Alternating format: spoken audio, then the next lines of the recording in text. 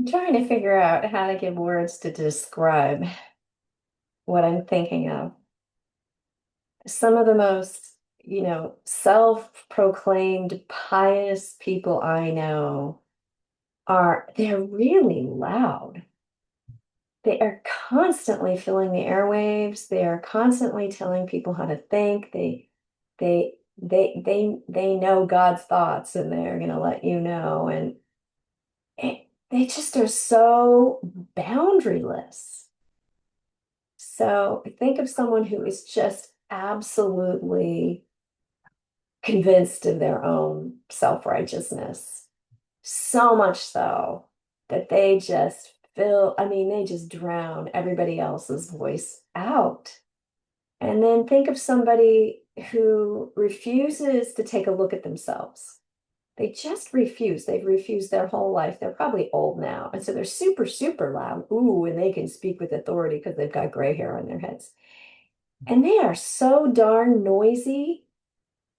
It's like the cacophony of everyone objecting to their perceptions and they have to be super, super loud to they're not only controlling their children, they're controlling their grandchildren. They're trying to control what their great grandchildren think. And to do it, they have to be really, really obnoxious. So, one of the characteristics of somebody without boundaries is noisy and obnoxious.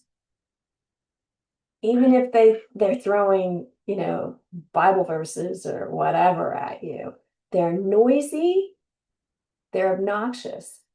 They don't listen. They don't listen to other people. They're really, really impressed with what comes out of their own mouths. They're whitewashed tombs. July 6th. So many of us come to Al-Anon feeling that we've gotten a raw deal from life. It isn't fair, we complain. Don't I deserve better after all I've been through?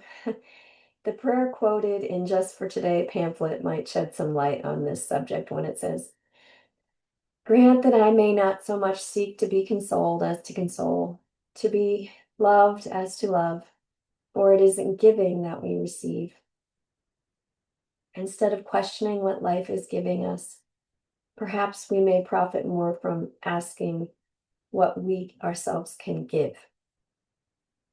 By reaching out to help others in a healthy way, we move beyond our problems and learn to give unconditionally.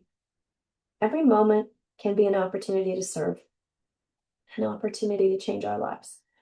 Al-Anon offers us many good places to start, setting up chairs, welcoming newcomers, leading a meeting. When we discover that we really can make a positive contribution, many of us find that self-esteem has replaced self-pity. Today's reminder. Today I seek to be an instrument of the peace of God. I know that it is the most loving and generous commitment I can possibly make to myself. When people are serving, life is no longer meaningless. And that's by John Gardner. So I have a prayer. It's on the wall. And I practice what I preach. It's there because I need the reminder. And it's something that's kind of in my consciousness. It's something that I knew from my very earliest days, my very young childhood. And I remember praying this prayer, and as an adult, I understand I wasn't able to comprehend what the meaning of the words. And I realize now that understanding the words and living them out, it's a lifelong pursuit. I will never arrive. Um, and I also know that it's an internal thing, it's an internal pursuit. And um, these things need to be said in the stillness, of our own space to ourselves. So I'm going to read it to you. Thank you for your patience and listening to me. Lord, make me an instrument of your peace. Where there is Hatred, let me so love. Where there is injury, pardon. Where there is doubt, faith. Where there is despair, hope. Where there is darkness, light. Where there is sadness, joy. O Divine Master, grant that I may not so much seek to be consoled as to console, to be understood as to understand, to be loved as to love. For it is in giving that we receive, it is in pardoning that we are pardoned, and it is in dying that we are born to eternal life.